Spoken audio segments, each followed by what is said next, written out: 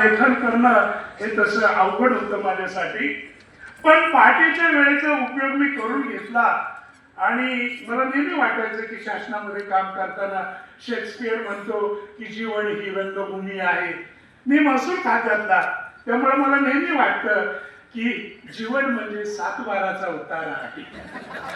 कारण बऱ्याच वेळेला आपल्या हातात कब्जेदार सदरी आपण असलो तरी आपल्या बाजूची सतावणारी कुळं, पोटकुळं आणि प्रत्यक्ष वहिवाटीला अनेक लोक असतात आणि जीवनाचं एक बेंगळूर चित्र ते सातबाराच्या उतार्यावरून दिसतं. विशेषतः ज्या वेळेला एखाद्या अधिकाऱ्याची बदली होते, आमच्या पूर्वीच्या कविराजांनी म्हटलेलं आहे, तू जाता राहील काय जन पळवण म्हणतील हाय हाय. आमच्या खात्यामध्ये कुणाची बदली झाली की आम्ही म्हणायचो तू जाता राहील काय जन पळवण म्हणतील हाय हाय. पळतील तलाठी पळतील सर्कल, पळतील सलाटी तलाटी पळतील सर्कल, तुझ्या द्वाराकडे कोण कशाला फिरकेल. जो तो धावेल आगे मागे आगे मागे, नव्या साहेबाचा उंबरटा कुटाळ, तू जाता राहील काय. असलेला जो माहोल आहे आपला भोवतालचा, सुरेश द्वादशीवार सरांनी यशवंतराव चव्हाण साहेबांच्यावर एक लेख लिहिला आहे. त्याच्याबद्दल ते असं म्हणतात की साहेब राजकारण करायचे आणि राजकारणाचा हेतू त्यांचा शेवटच्या माणसांच्या सुखासाठी असायचा. त्यांचा प्रत्येक निर्णय हे अंतिम माणसाला सुख देण्यासाठीच असायचं. पण ज्या क्षणाला राजकारणाचं सत्ताकारणामध्ये रूपांतर झालं आणि साहेब त्याच्यामध्ये कमी पडले, कारण ते त्यांना मानवणारण होतं. आणि म्हणून सत्ताकरण हे राजकारणापेक्षा वेगळं असतं, कारण सत्ताकरणाची नशा माणसाच्या डोक्यात शिरली की तो सगळ्या मार्गांचा अवलंब करतो आणि हे चव्हाण साहेब कधीच करू शकत नव्हते. आणि म्हणून चव्हाण साहेब राजकारणामध्ये श्रेष्ठ आणि ज्येष्ठ होते. आणि तोच समाज की जो त्यांना निर्माण करायचा होता, त्या समाजामध्ये मग अशी म्हटलं की समाजकारण कसं असावं, लेखन कसं असावं, औचित्य कसं असावं, त्याच्याविषयीचा हा कार्यक्रम आहे. म्हणजे काही काम आता पतसंस्थेनं जो हा विडा उचललाय, सातत्य ठेवलंय. मध्ये 2-3 वर्ष फोनच आला नाही चव्हाण सरांचं. मला वाटलं की इतर संस्थांच्या प्रमाणे हे बारगळत आहे, पण बारगळून न देता सातत्य ठेवून आणि मधल्या 3 वर्षाचा गॅप भरून काढून आजचा कार्यक्रम संपन्न होत आहे. आणि त्याच ताकदीने संपन्न होत आहे की जो पाठीमागे होत होता ते त्यामुळे.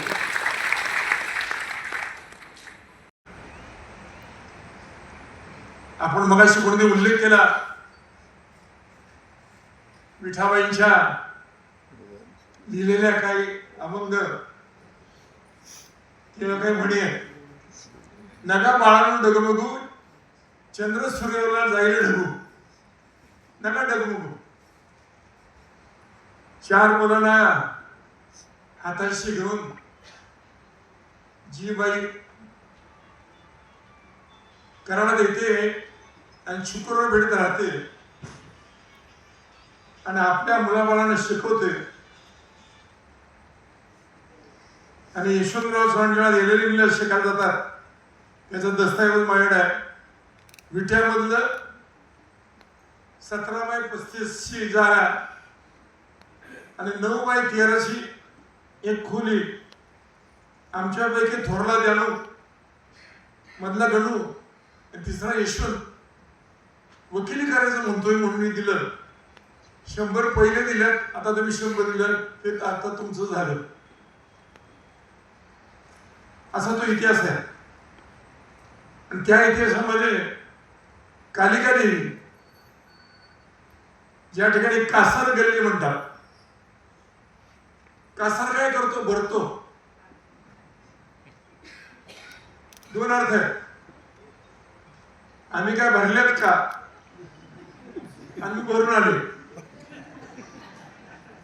कसा फरक आहे बघा. भरून आले म्हणजे जोरातच आहे. आणि काय म्हणतात, आम्ही काय भरून जाऊ का तुला.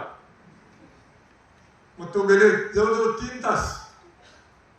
एकही माणूस खुर्चून हल्ला नाही, दमला नाही, भागला नाही. हा विश्वास. त्याच्या मागे श्रीनिवास. आठवतोय का तुला सांग.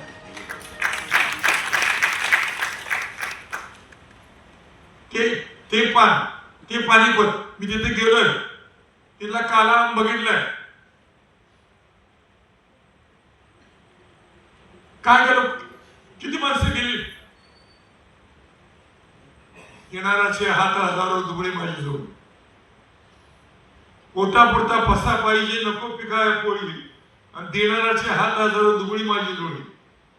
हवाचा तितका पाऊस देवा नको उन्हाची होळी, आणि चोची पुरता देई दाना माय माऊली का. काय करतात त्या बायका? घरी खायला नाही का? आबाई दिवसभर काम करतोय आणि बाई वेळाच्या मागे निघते. वेळाच्या मागे कशा निघत्या? स्वतः येडवायला नाही, त्याचं याड घालवायला. अनेकांनी याड लागतं. ज्याला याड लागले त्याचं याड घालवायचं काम करणारी भाग्यश्री. ज्याला घर नाही, पोटाला नाही, तिथलंच खायचं आणि तिथंच असे वनवासी, त्या वनवासींचं काम करायचं वेगवेगळे. स्वर्गीय वेणुताई चव्हाणांच्या नावानं पहिला पुरस्कार दिला जातोय, आणि तो वेणुताई चव्हाण सभागृहात आहे, आणि तो आज आहे. आणि त्याला मी कायमचा प्रेक्षक म्हणा, रसिक म्हणा, अध्यक्ष म्हणा, ढकल म्हणा, काय म्हणा,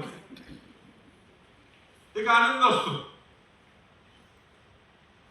आडल्यानं पड्यात सोडलं आणि त्या माणसानं नुसतं हसं केलं ना, ते पाटलाला बरं वाटतं.